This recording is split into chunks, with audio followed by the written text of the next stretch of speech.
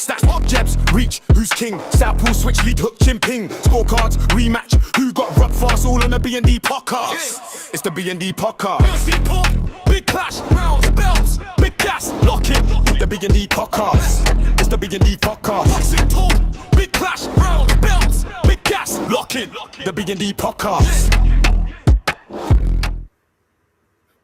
Yes, guys, welcome to the B&D Podcast with your guys, Bass the Kid and Danny Glover. You know what it is. We're here again. What's going on, people? What's going on? Thank you again for tuning in. So we had a little bit of an idea that we wanted to run on the show. We're not going to tell you what it is right now, purely because it's already flopped. But that doesn't mean the show itself isn't going to go ahead, and it doesn't mean that the show isn't going to be levels and going to continue to level up week after week after week. But yeah, thank you very much for tuning in to the B&D Podcast, as a man like Danny Glover just alluded to. Danny, how's your week been? How's your weekend been? We got a lot to talk about. So yeah, what's been happening? Yeah, no, the week's been cool. The weekend was nice. Was round my mum's on Sunday. I'm sure many people, they did comment to me on my inbox about the big plate of food I had. It's the first meal I've had from my mum's this year. So, you know, when you go around there, she's got both of her sons there and the grandkids. So, you know how they get. You had to overindulge, yeah? Yeah. I've been on the no carbs thing, but obviously I had to break that. You know what I'm saying? Right. I think, go on, you see me? But, the week's been cool thus far. Looking forward to Friday. Going to a show, Nielsen's Boxing and TM14, so that will be interesting. Lucas Roerig's on the card. Jordan Granham's having his 200th bout, so that's going to be a landmark as well. I want to see that as well, so should be good stuff. Okay, what time is it start? I think that one's starting about 6 o'clock or 6:30. Oh, might be a bit too early for me. Otherwise, I would have come down as well. No, obviously the first couple bouts I won't make it, will I? Because I'm going to finish work at 7, but I'll get there for the fights that I'm interested in anyway. We'll talk after the show. I might be trying to make an effort to make that one. Yeah, calm down. Man. All right, okay. We'll talk. With that being said, though, let's talk about, I guess, what the biggest talking point of the last week has been. It was the whole will they, won't they regarding Jai Opetaia and the IBF.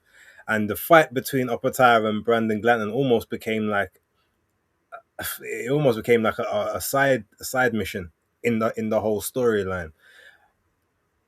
Talk to me about that situation, just your opinion of it, like how the whole thing played out. I mean, we ain't even got to talk about the fight for the time being, just that in itself.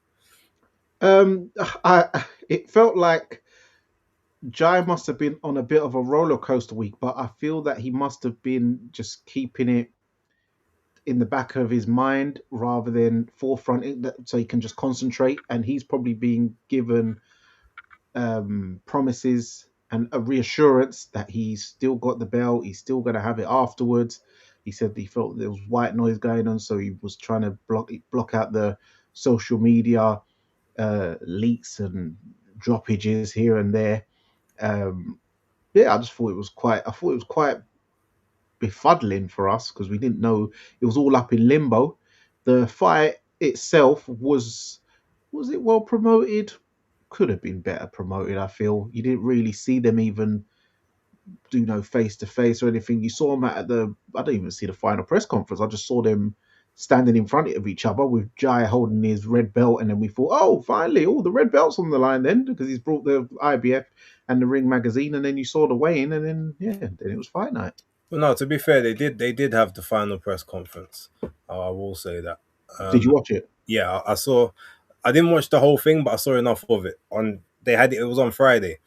But yeah, no, like to be fair, it felt to me more like the actual hype and the promotion for the event took place a lot more like on fan channels as opposed to actual like media. Because all I would see is like a little bit of footage here and there of maybe Jai doing an interview with one of the American like platforms. But then he did the ring thing with the Versace podcast. He also did another like one of the hip hop channels, but he did like another bit of media that I remembered, but I can't remember who it was with now off the top of my head. Ultimately, no, there could have been a lot more promotion. I would definitely agree with you with that. But you look at it, you say, well, how much promotion was Zuffa looking to invest in it? If you bear in mind that they're doing it in the Apex, like it's not a big money spinner. I'm supposing. I guess the majority of the money just coming from like the rights deal that they got with Paramount Plus.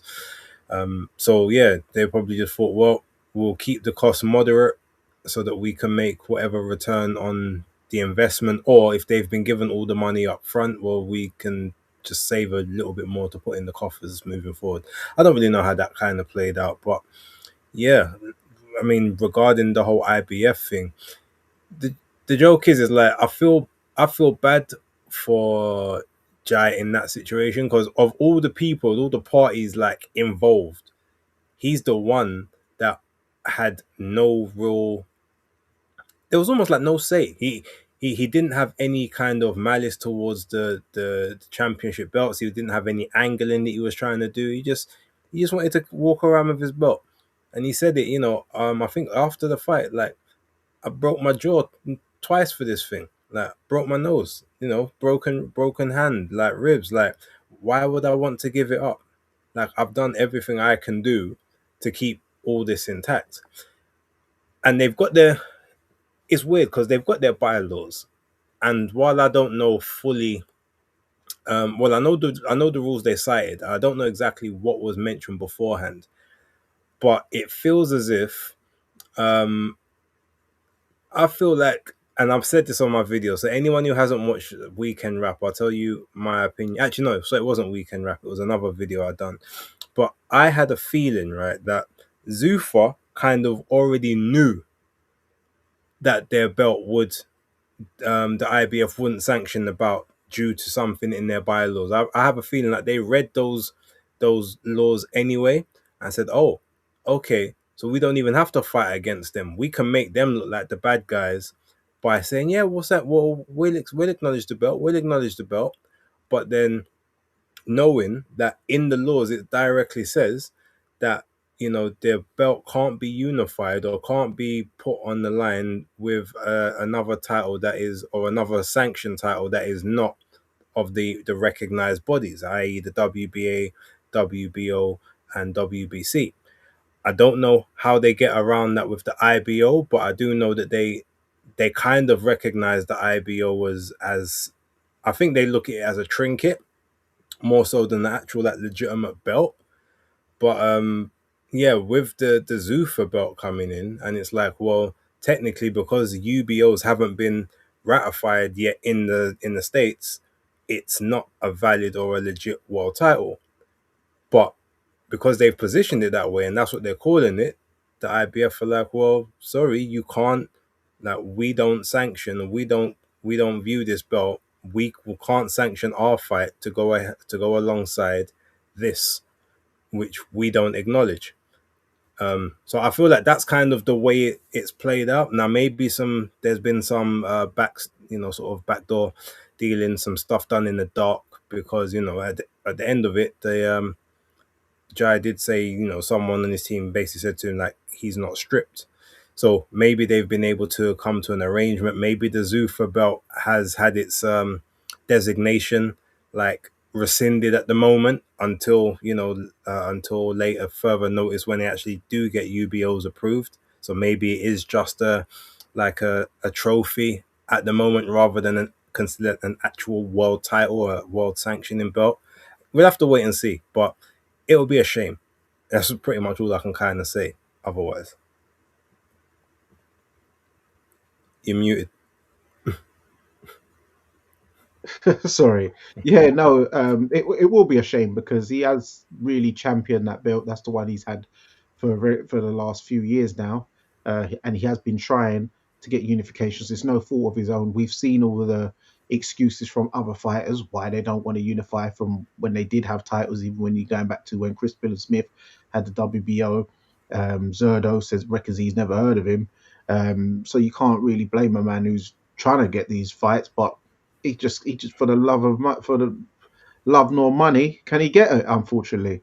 But then talking about the fight, it was good to see that he did a ring entrance, and they kept the black and white theme, but they was allowed to have their own designs on the shorts, which I thought was refreshing. Which I had a feeling they couldn't really, censor man to proper black and blocked white, and they had their own gloves. Jai had these gloves called Yami. I've never seen them before, but it might be a good Australian brand. I imagine probably the Australian version of Fly. Who knows? And yeah, but it was also what I will say is that the crowd that's the noisiest I've heard that Apex Arena. You had all the Samoans there. I did say that they should try to garner and market him to the Samoan fans because there's a big population out in America of them. I would even recommend that with Dana White having the UFC to not make it fake, but kind of orchestrate and make someone like Jaya Pataya hang around with a man like Tai Tuivasa, who's a big character, does his shoey stuff, and another Samoan big puncher who is a very fan-friendly guy. And he could build a base off of that out with the Samoan Americans and all those kind of guys around those Pacific Islands. And then sort of fight-wise, I know I've seen some people talking about. Well, we'll go with Ade. He said that it was a good performance, but he thought he didn't do enough. He wanted to see more. Some other people I saw saying that it was a rubbish performance. Some Americans are like, off of that fight, he's food for David Benavidez. I'm like, guys, come on, like, we know he's my nephew and that, but let's not get carried away. He's not even had a fight. This is 2 stones he's got to put on for this next fight. So let's be very. This ain't like jumping up a little 7 pounds. So, and what I saw was complete domination from Jaya Pataya. Yes, it was competitive in spots because Brandon Glanton is bulletproof. He is a tough Southern buck, and he can definitely take a punch, and he's determined and got heart. But skill wise, Jaya Pataya was fleet-footed, in and out, landing combinations, 4 hooks in a row, uppercuts in abundance. The pull counter in the 12th round finally rocked Brandon Glanton. That's the first time I've seen him really hurt. I know he got momentarily stunned, like for a split second in the Marcus Brown fight, but he just stayed on his chest and battered him into like submission. But this one, he was actually hurt. His mouth was bloody. He had a cocoa on his forehead. Yeah, man. Jaya Pataya, he did the business, man. I think he looked really good. Fantastic, in fact. And he wasn't wobbled. He took a couple of shots, which he meant to take. Took some good body shots. But the ref I think he was auditioning for something because he was making it all about himself. He was making Kenny Bayless. He was making Kenny Bayless look like a weak ref. He's making Kenny Bayless look real, what do you call it, lenient. The man is like, any form of holding, the brother's taking points off. Brandon Glanton, I was like, this is not a point deduction type situation. Then he took it off for the 2 low blows. They wasn't really egregiously low. No, they were, Danny. The second one was low. Both were low. But the second one the first one was actually worse than the second one, but they were both low. They were both well underneath the bottom of the cup. I still think it was a bit harsh. And then there was a third one that was even worse. And the referee didn't. And the thing is, Jai dropped to the ground, and the referee just went, "Yeah, get up. All right, cool. Let's go again." And you can see they showed it in the replay. It had literally moved the cup to the side. You saw it, and I'm like, I man just had to tell just to get up. yeah, had to firm it. And then they took a point off of Jai. I think he was just trying to, I don't know, feel like he's not trying to not look biased. I don't know what he was trying to do, but he took a point off of Jai, and even Andre Ward and that was saying that's the first point Jai's ever like lost in his life on a like point taken off. Like this ref, he needs to, and what it is, I could tell Andre Ward was getting mad because he's thinking, rah, if this guy ever refed one of my fights, especially if he refed him versus Carl Froch. Carl Froch would have had a field day. He would have thought, rah, I couldn't have got nothing off that night. So the ref, I think he needs a bit more experience. I've never seen him before, but he needs a bit more experience than that. No, I've seen him. He's quite prevalent. He used to do a lot of the PBC shows and some top rank ones. He's actually quite a well schooled ref. I just think maybe this one, Zufar, new promotion, inaugural belt, maybe just trying to get a little bit of extra than normal. Yeah, we're doing too much for my liking. But other than that, I thought it was a good fight and great display by Jaya Pattaya. Afterwards, you saw the Samoan crowd get really rowdy and singing their song, and Jaya Pattaya getting quite emotional, having tears in his eyes. I was like, oh, that's really nice. Like, he's a really proud Samoan man. Post-fight press conference, he was saying that he's one of his best friends, that was his song. He used to love singing, so he felt it because he knows that he would have been there, really would have loved to have been singing that song with him, and he always wanted that song after a fight. So in that sense, Dana must be pumping it a bit to the Samoan crowd. So that's good. And I'm sure Jai will love to go back to the US. So yeah, I'm looking forward to more of it. Well, yeah, look, just in terms of the actual fight itself, pretty much punch perfect. I mean, you could say, oh, well, he didn't get the stoppage, or he didn't try to get the stoppage, or he didn't maybe go through the gears at the end. But I feel like he did. I don't really feel like he tried to get the stoppage. I think his whole thing here was trying to prove that he can listen to the instructions and follow the game plan, which ultimately he still kind of didn't do because he stayed in the pocket for too long than his father actually wanted. They wanted him to be in the pocket, hit, get out of the pocket, and then go back in spurts. But he was just like, I felt so comfortable. I could see so much. It's like, let me stay here. Let me try some stuff like right now. And yeah, it was the same way that the referee, the judges had it 119 to 106, exact same scorecard I had it. Couldn't give Brandon a round, to be honest. He had there was 2 rounds where he landed really, like, one really good shot in both of the rounds. But then it just so happened that everything else in the round was all giant. When you look at the numbers afterwards about like punches landed, I know that doesn't always tell the story of the fight because there could be a lot of pity pats and whatever, but I think Jai outlanded him almost 3-1 in punch stats. I think at one point Jai was on like nearly 180 punches landed, and Brandon was on like 70 or 74.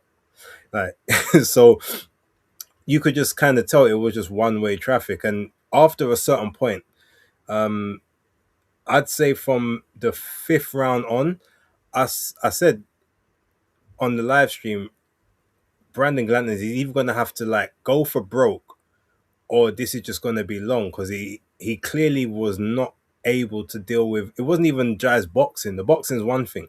He couldn't handle the southpaw. There was times I saw him when he was trying to step over when Jai was moving, obviously, to his right hand side, and you could clearly see the movement just wasn't natural. Like the footwork was really bad. He was tripping over the lead foot multiple times, and it's like that's something obviously you work out and you negotiate in sparring and in training. And he just didn't have the answers. The only time he made it even like feel like it was about to be competitive was, I think, in the 11th round, where he almost did the Fabio Wardley. I've had enough of this now. Let's just go.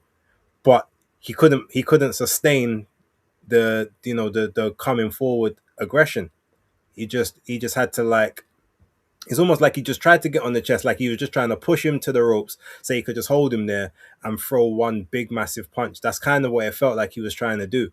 But you could clearly see that every time he tried that, Jai would either angle off to the right and spin him, or he was strong enough to hold him whereby Brandon wasn't able to push him to the ropes. He thought he had the linebacker strength, but Jai was like, well, no, maybe we play rugby over here, mate. Like we're built differently. We're built of a proper sturdiness. This ain't muscle strength, like kind of thing. So yeah, I just think he was not prepared for the level of competition. He wasn't prepared for the style of competition. And the only thing he was prepared for was to take punishment. And take punishment he did. But, as you said, bulletproof by name, bulletproof by nature. Like, we got to give him props for that. For nothing else, we got to give him props for that. Jai didn't really start putting the really heavy shots together until, like, I would say rounds 8, 9, and that most of it was in the pocket, but I still feel like he was maybe pulling the shots just a little bit to make sure he could get his arms back to the right place if he needed to be defensive. But yeah, it wasn't punch perfect, but it wasn't very far from it either. Like I scored it extremely high, and the fact the knockout didn't bother me because I predicted it'll go points. Even that 12th round wobble, I thought, oh, is he about to go here? But Brandon did what he needed to do. Strong clinch. He gave him the underhook clinch like it was UFC. So it was like, okay, cool. He's like, I'm not getting anywhere. But no, it was all it was entertaining, and it was the only fight I watched on the broadcast. So they managed to get me invested in that sense, at least. Yeah, that's the only one. I watched it in the morning on the way to work. Oh, and sorry, by the way, for giving you bad timings. My bad. Yeah. I nearly made you miss the fight. I like that you could take accountability for that. That takes a big guy still. I'm Mr. Keep It a Buck, So yeah, man, it's it is what it is. But with Jai, what I would say as well, when people are saying, "Oh, he didn't get the knockout," do you know that your favorite fighter, your favorite knockout artist, doesn't always get the knockout? Mike Tyson didn't always knock people out. He went points before. Deontay Wilder's been points before. Ernie Shavers, who they say is the biggest puncher in history, went points before. David Benavidez went points before. Yeah, but he's not considered a monster puncher. Sonny Liston, a very big scary man. George Foreman, massive puncher. These guys go points too. So if Jai Bataille goes points, that doesn't mean oh he's knocked out only C-level fighters. You ain't seeing brothers stretching brothers left, right, and center, back to back to back. One man on his face, another man on his back, breaking his neck, breaking. You don't see brothers. So just because he hit Brandon Glanton and Brandon Glanton don't go over, no one hurt Brandon Glanton. So when you he didn't knock out Breeders. Who is knocking out Breeders? Usyk couldn't knock out Breeders. Usyk didn't wobble or drop Breeders. He knocked out Daniel Dubois. He dropped Daniel Dubois. He basically should have stopped Tyson Fury, big 6'9" man, but he didn't have Breeders moving like that. So there's just some men who are just tough like that. That's just life. Mitch Green was tough like that. He was from the roads. Mike Tyson couldn't knock him out. He couldn't even hurt him. He had to take it to the streets with him afterwards. That's how it gets deep like that. They took it to the streets. So come on, man. Don't think just because a brother goes points that all of a sudden his powers what do you call it? Sort of paper. Yeah, well managed and cherry picked. No. Some guys are just built like that. No, I hear that. I definitely agree. All right. Well, look, we've spoken a lot about that. I guess.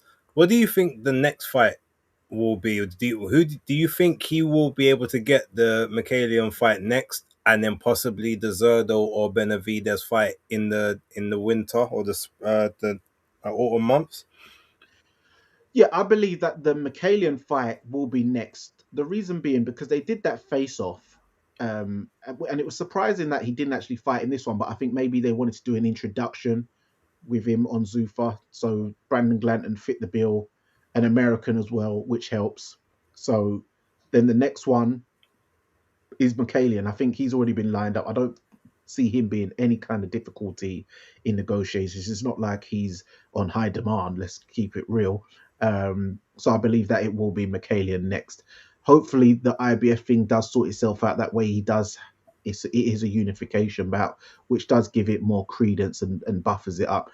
And then afterwards, I believe if David Benavidez wins, which I believe he will beat Zerdo, then he will fight Jai Bataille at the end of the year. But if Zerdo manages to pull it off, then I don't think Undisputed is coming because he's been running already. So we know he's not on it. He's not about it. So let's just hope. Well, you guys hope. I know what my nephew's gonna do.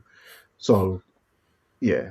let's just say I feel that Dave Benavidez will be at the end of the year, and then next year he'll move back down to light heavy. You better hope he moves back down to light heavy. Well, you're gonna be eating very poorly that month. I'll be around my mum's again. So, all right. Well, look. There was a couple other topics I guess we wanted to touch on, but we had a Misfits card over the weekend, right? Now we're not. I don't necessarily want to talk too much about the card. I know there's a part of it that you do want to discuss, but there was a highlight of the card, or at least a moment that has made people talk, which was the former Taekwondo world champion Jay Jones, who has now turned her hand to boxing, but she's decided to go the Misfits route. And yes, she went viral by scoring what we might have to call it the knockout of the year so far. Or at least, especially on the women's side, I think that's gone without saying. But yeah, what's your thoughts? Yeah, that was it. I saw the viral clip, and it was insane. The way she hit her with just like these three straight left kind of come hooks, and then she just went down on her face. I was like, oh dearie dear. And then it come to find out that's like Tretch. It's from Naughty by Nature. That's Tretch's. Is it his daughter? I thought it was his missus. Or is it missing something? She's a relation, so he's not happy because obviously that's losing him street cred. So he's thinking, what's going on here? Why is she getting knocked out by this like girl who in his head he's thinking this girl should to knock out my woman. My woman's meant to be loud and tough, but she just got flattened on her face, which was rather embarrassing. It was quite fun. It was quite funny, and yeah, even though it's very low level because of the nature of it, it will have to feature thus far in the knockout of the year contender. But it's not going to be number one because the level of opponent was obviously not up to par. But it was entertaining. I mean, look, what I will say though is, if we're gonna be honest, it's a little bit like when Sanisa Estrada fought that. I can't remember the woman's name, but she literally knocked her out in like 6 seconds of the first round, and it was like the levels between them should have never been in the ring together, because I think her name's Queenie or something, or Queen.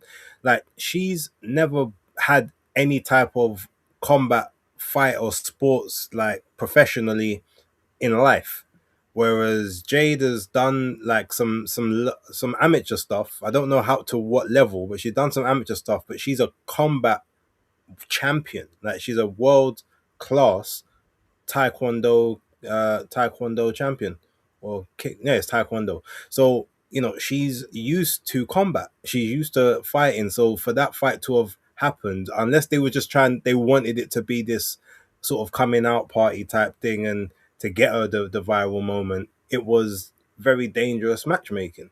That's the one thing I will say about it. Yeah, that is dangerous matchmaking. I remember that Estrada one where she just come out and hit over a 10-punch combination, and it was all she wrote. But that was a bit mad as well. So they do have to be a bit mindful on this Misfits. I know it's not professional. They leave that to the MF Pro lot, but you still have to have some level of competitiveness in these matchmakings. Miranda Adkins, that's who it was. Yeah. So, okay. Did you want to speak about Ty Mitchell quickly? Yeah. So Ty Mitchell, he's got another victory, beat Gabriel Rosado, who we know is really semi-retired. But what I wanted to ask is, how far do you think Ty Mitchell can go? Because his last two opponents have been decent names to say, especially the one before Gabriel Rosado, because he was proper active and he's had some good wins. Well, MF Pro, because he's a part of the MF Pro crowd, right? Now, are they going to be a full-blown sanctioning body? I believe so. So how far can he go? I don't see it. Oh, sorry, Muller just said it was Tretch and Pepper's daughter. Okay, so it was the daughter, not the missus. Thank you for that, Muller. Yeah, I would say, I reckon at this point, because he's been out of the ring for so long, some of the skills have maybe, I'm not going to say they've eroded, but maybe they haven't been as honed and sharpened as they needed to be. But I think British level is realistic, like to maybe get the title and like defend it, and maybe just sort of reign over the British scene. I don't see a reason why that couldn't potentially be possible. But I can't really see him going much further than that. Mm.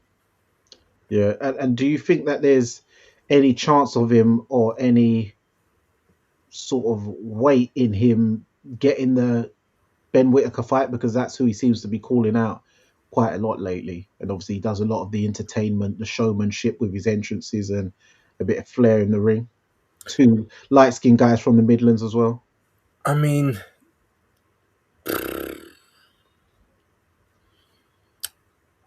I don't know. Well, the Misfits lot are gonna have to. They're gonna have to be the ones to push it, because I don't know if Eddie. He's all about the value, and Ben's gonna be all about the money. And does it get me to where I need to go? I don't know if he looks at Ty Mitchell in that vein. I feel like he might just think, well, this isn't really do anything for me, and he's leagues behind me, so I can't really see it happening, if I'm gonna be totally honest. Yeah, fair enough. Yeah, yeah. I know he's calling him out, but yeah, from what when you say it like that, I feel Eddie Hearn has a different plan. As we know, he's planning a American debut for Ben Whittaker right now. Who that will be, we don't know as of yet. So I don't feel that that direction is where Ben will be looking to go, or Eddie will be looking to steer Ben. So, and I feel that with Eddie, he will give strict orders and keep Ben to the program, rather than when he was with Boxer and anybody calling him out can get a piece, like Aaron Yankee and people like that, just what do you call it, ambushing press conferences and stuff like that. So, but it's a good thing. Ty Mitchell, keep calling his name, steer more eyes towards your fights, keep doing your thing.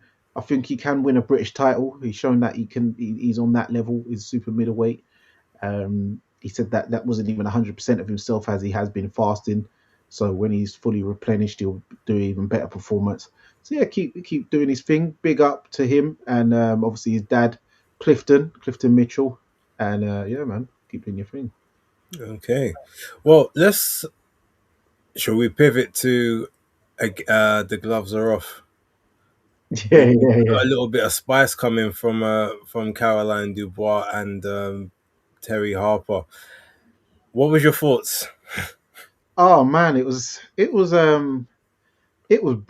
Even Mrs. Glover was like, "Rah, Caroline's trying to not be liked or something, isn't she?" Like, she just totally dissed and dismissed her like she was nothing. She's like, "Yeah, I don't even see her. She's pathetic. She's weak. Um, I don't rate. You've done nothing." And then I was like, "Come on." She's like, "I'm a freeway world champion. I don't mean nothing. What split decision?" I was like, "Oh, this is madness." Like, and you can see Terry Harper is not good at any. I'd love to play poker with her. I'd take all her money, because her face, she's doing swallowing saliva. Her face goes awkward and distorted. You can see when she's getting wound up, when she's getting triggered, when she's feeling uncomfortable. Which looks like she's intimidated, but I don't think it's intimidation. I think she just gets uncomfortable in confrontational situations. Whereas, and it's probably just because of maybe where she's grown up, it's probably not a confrontational city up where she's from. Whereas Caroline is, she's from ghetto, so she's more used to that kind of atmosphere. So that's why she's just laughing at it. She's saying, "I'm the younger one, but you need to grow up. You need to get thick skin, because you're just breaking down here." The same way you broke down against Sandy Ryan and Alicia Baumgardner. Oh, what you saying is the weight? Yeah, all right, this is that, and all right. It was a good That's my favorite women's gloves are off by far because and they've More both than been very Alicia good. and Michaela Mayo. More than that one. Yeah, because this one it was I just found it more funny. This one, Okay.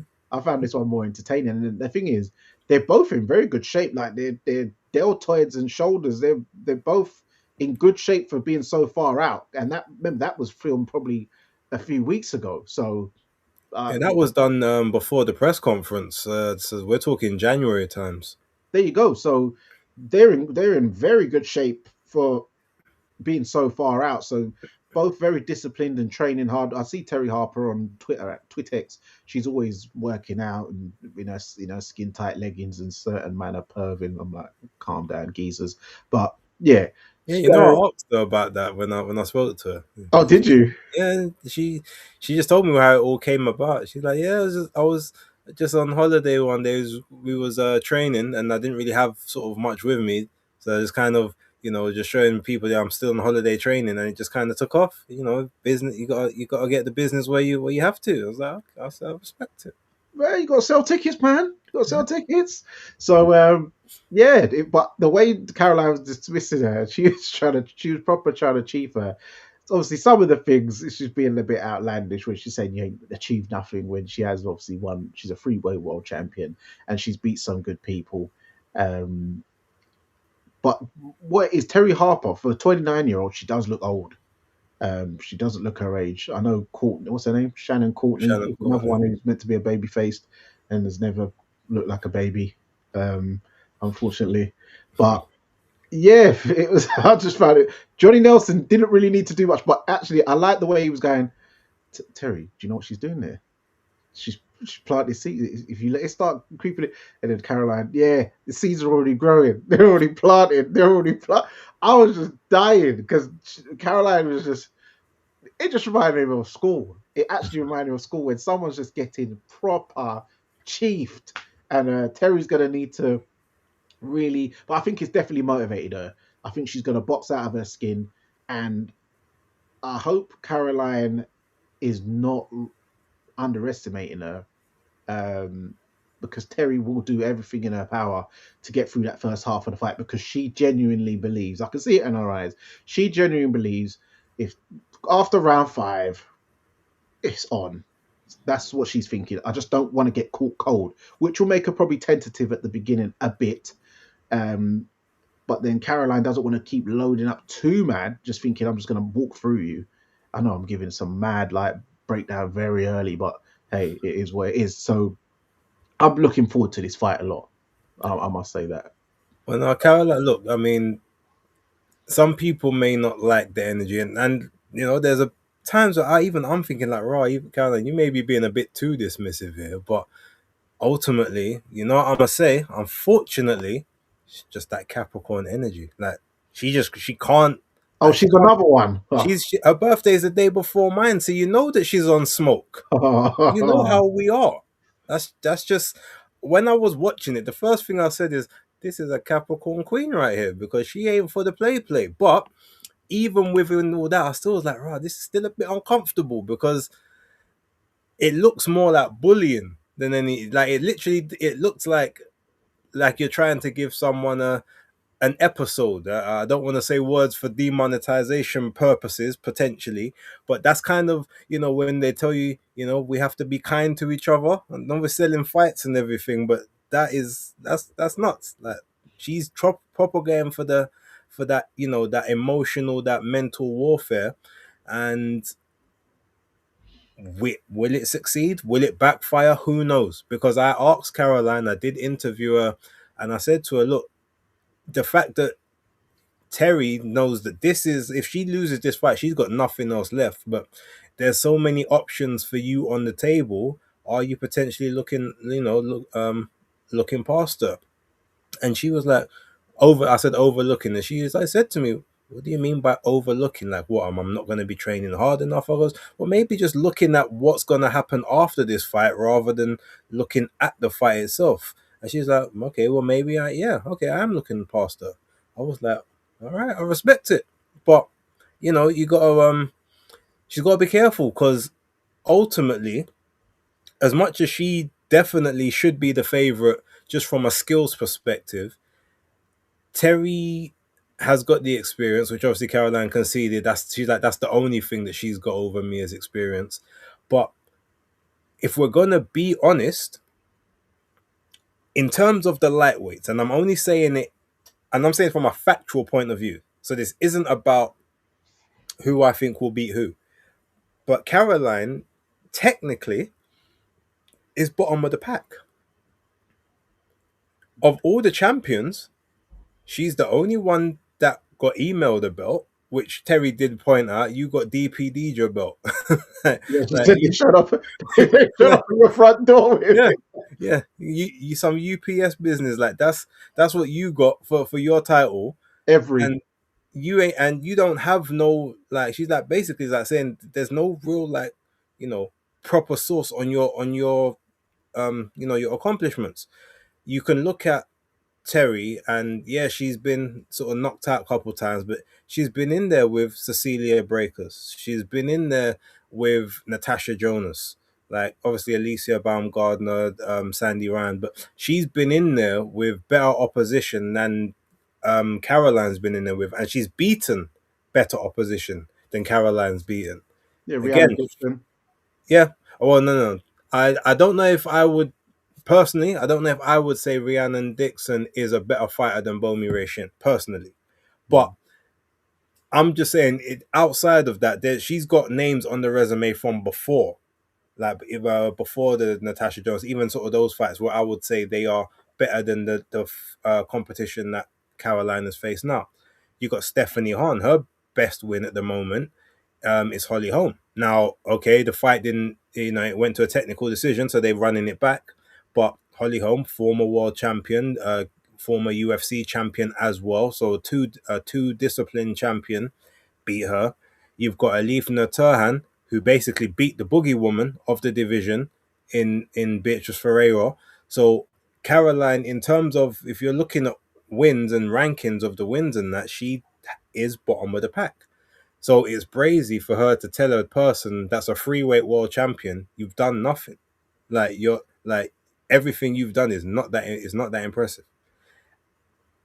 So I kind of like that, but I'm also like, you got to be careful, because when you say certain things, if people want to start doing the digging, there's a lot of pushback they can give you on that one. That was kind of the only thing I was saying, like, yeah, I don't know if I would have gone down that particular route, but yeah, other than that, like, I thought it was one of the better ones. You can tell that there's genuine, like, needle, and it's not sort of needle like, oh, I'm just trying to sell the fight. Caroline is framing it like, hey, someone's got to promote it. She don't talk, she don't do nothing, so of course I got to do it.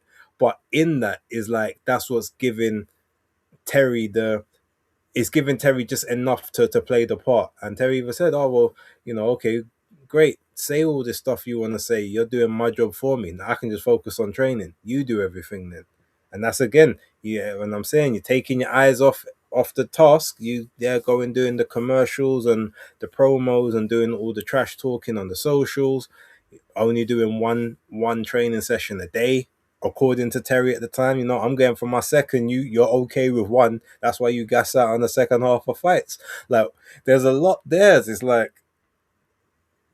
when the fight comes around, we will know 100% who was really speaking their truth and who was maybe trying to impart a false perception of their truth on the other opponent. But either way, it will be a very, very fun fight to partake in and to view, and I will be in attendance, whether I'm there as press or whether I got to purchase tickets. I'm gonna head down to that show. Yeah. Hopefully, I can get onto there. Myself as well. So when the forms come out, I'll be sure to try and get onto that. But yeah, the Bomi Shin as well. Funny enough, I see she's fighting Alicia Baumgardner next. Alicia really promoting that Korean versus Korean, so she's going down that angle now. So that's interesting.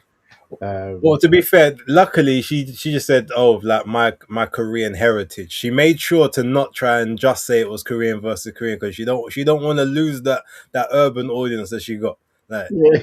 she don't because you know like look, obviously it's a part of your community, it's a part of your DNA makeup. You can kind of do what you want, but you know a lot of people don't respect when you start switching sides or you start pandering too much to one and leaving another, especially if you've spent your entire like career over here and all of a sudden now you're trying to get the checks from over there. They don't rate that the same. They look at that as a bit phony. So she might want to just be a little bit might want to be careful with how she promotes that one.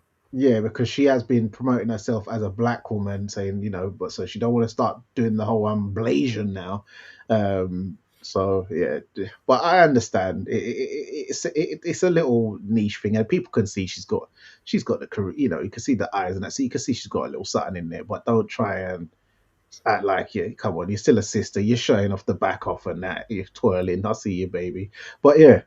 I hope Mrs. Glover ain't in the room right now. No, Okay. don't be sending her no videos, people, in the chat. All right. Okay, look, there's one actually. You know what? I think we should finish on today, right? And it's literally just come out earlier on today, or was it late last night? Alexander Usyk, he's come with his 3-fight exit strategy. He said he wants 3 more fights. And he said like the first of them is obviously going to be the Rico Verhoeven one. He said he wants his second fight to be the winner of Dubois versus Wardley. And then he said that wants a third fight. He said he wants a third fight with Greedy Belly, Tyson Fury. All right. Here's my question for you. Do you think that second fight, so after Verhoeven, who he's pretty much, he did say, look, I don't think he's a good boxer, but this will be a big event. That's basically what he said in the chat. So he kind of knows what it is, and we know what it is. But do you think that second fight he is ultimately expecting that Fabio Wardley wins? Because I don't really know he can get a big payday for a third Dubois fight if Dubois does win. I don't know how that one plays out, but what's your thoughts? I think he is hoping that Fabio Wardley wins, because if you're trying to do a 3-fight thing, then you ain't trying to do a hat trick on 2 of the fights, are you? On Daniel Dubois and Fury. That's not a good exit when people are screaming they want to see Fabio Wardley and they want to see Ajit Caballero. They would be the 2 exit fights, I would say. Fight the winner, fight Fabio Wardley and hope he wins that, and fight Ajit Caballero, and then you can just one off, really. And I think most people will be cool with that. There's no chat left after that. But I don't really want to see a third Fury fight. You beat him convincingly both times, and he's only got older and abused himself more, where you see him falling out of pubs being held up. He's not going to get any better. His legs are just going to be heavier. So no, I don't want to see that as their last fight. No, I mean, I hear it. I understand. I mean, look, I don't want to see it, but I definitely... Actually, I was thinking the other day, is like, would that fight even garner him the money he's thinking it would? Because he's clearly in his money Usyk phase right about now, which is totally fine. He deserves to kind of have that phase. But in looking at sort of the big money fights, it almost feels to me like the only real money he's going to get now is going to be either a Moses or Talma fight, just because that's the narrative. Oh, the young lion, can he finally do it? He also said he won't fight Moses. He said Moses too young. He said he doesn't want to break him. So, basically what he's saying is like he don't want to spoil the kid before he's had a chance to develop. He doesn't think he'll get to that level before he retires. But that fight, because there's that big narrative, possibly people, especially Zuffa, they're all now trying to promote this Jai Opetaia versus Alexander Usyk thing. like you might be able to get a little coin out of that, especially after sort of this weekend. And the American audience has seemed to take to Jive, the ones who at least have been exposed to him. They like the no nonsense stuff and the crazy eyes and all that stuff there. But you would think his biggest paydays, or the money that someone like, I guess, Turkey Al Sheikh, because let's be honest, that's where the money's going to come from for the biggest of paydays. Like, I don't feel like he will pay the big money to Usyk for fights whereby it's not, whereby he can't transfer some of that star power to someone else. So almost like he's going to pay him a premium with the expectation that he manages to, that he's going to lose, so that they can sort of build the next star, the passing of the torch thing. And in that sense, you would think that the options would be a Fabio Wardley, who, while he may not necessarily be a great boxer classically and stuff like that, he's just unorthodox and awkward to the point where you don't know what he's going to throw at times. And that might be enough to unsettle Usyk and just get one of those one-hitter quitters. You've got the Ajit Caballero, who we've now seen commands a huge audience and, huge audience gates and stuff like that in Germany. So that could be a revenue stream there. Plus, we know that obviously Usyk being Ukrainian, the Klitschko's used to run German boxing, and they made a lot of money over there. So there's definitely money to be made in there, in that economy. So that could be a theory. Then you say, well, those two potentially could trouble him. So he'll pay a premium, Turkey will, to see those fights happen.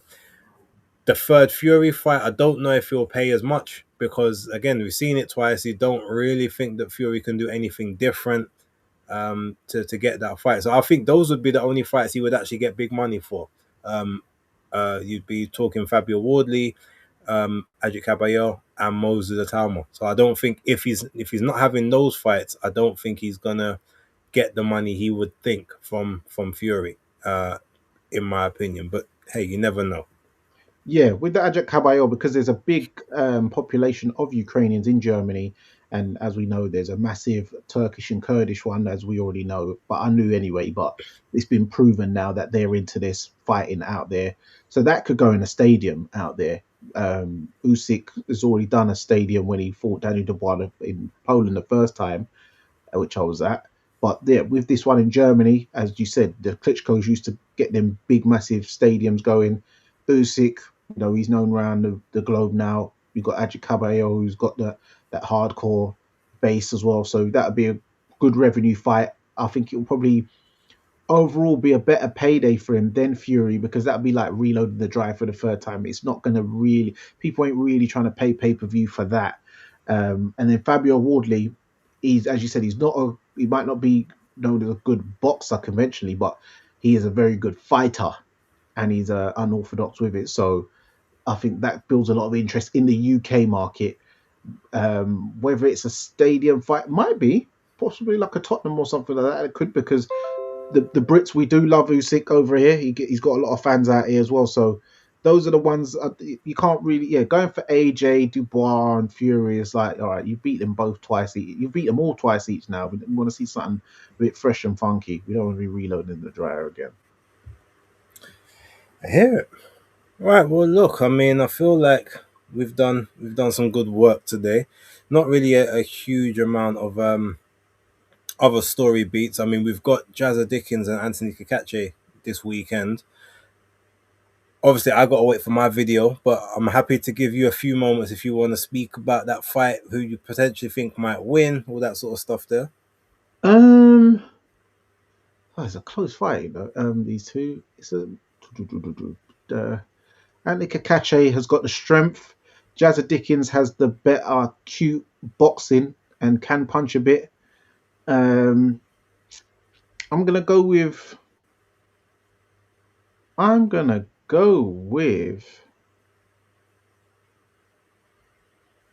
I think Anthony Kakache is gonna win it on points. I have a feeling he's gonna the rough house. Even though he's not a massive puncher, he's a strong puncher and a strong man, and I feel that will ultimately be the deciding factor, and he will win on points on that fight against Jazza Dickens.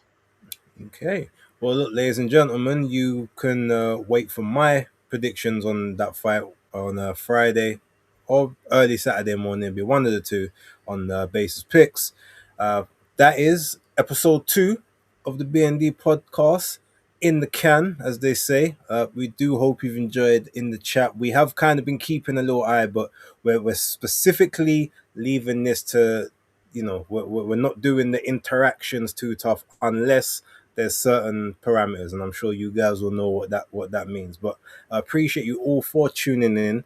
Next week we should have a special guest host for the show. We will tell you a bit more about that either nearer to the time, or you can just come back and be pleasantly surprised. But yeah, look, Danny, give them the socials, let them know where they can find you at, and yeah. Yes, so just in case you might think that you're subscribed, you was probably subscribed before, but you need to go and subscribe to Fight Fan TV Network, not Fight Fan TV Live, Fight Fan TV Network. That is on YouTube and Instagram. You're probably most likely following anyway. So Fight Fan TV Network again on TikTok, Fight Fan TV Network, and Twittex, Danny Glover, FFTV. And when it comes to myself, we're gonna have the collaboration on the video. So even though it is streaming across both of the platforms now, we're gonna have the collaborations going across both of them also. So when you do watch the video from my channel, you'll be able to click the link onto Danny's channel to subscribe if you haven't done so already, and vice versa from his side. Base the Kid on Instagram, although don't really look for stuff on there boxing related too tough, but I'm starting to get a little bit better with that.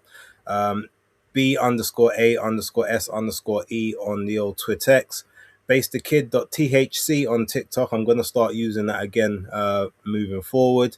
And obviously Base the Kid, the hardcore casual, if you are watching now. And if you're watching through the old Twittex, which some of you might be, you can click the link at the top of the screen, and that will take you right way through to the channel where you can like, subscribe, and all of that good stuff. But yeah, look, ladies and gentlemen, thank you very much for tuning in.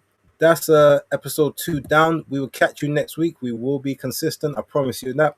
The next one. Peace. Chat stats, pop jabs, reach, who's king? Southpaw switch, lead hook, chin ping. Scorecards, rematch, who got rock fast? All on the B&D podcast. It's the B&D podcast.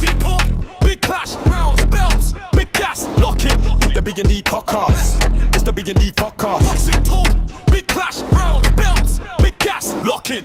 The B&D podcast.